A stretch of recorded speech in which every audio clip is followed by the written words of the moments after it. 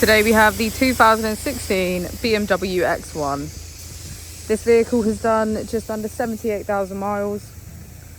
It has a manual transmission and a diesel fuel type.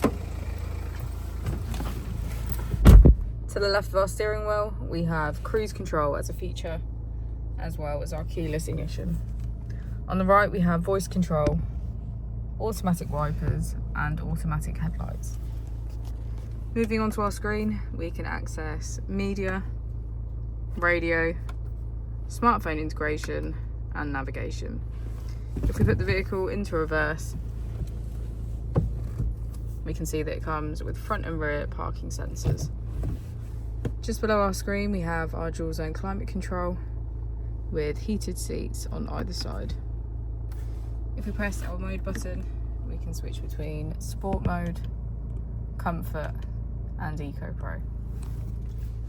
As we go into the back of the vehicle, we can see that it has a full leather cream and black contrast interior.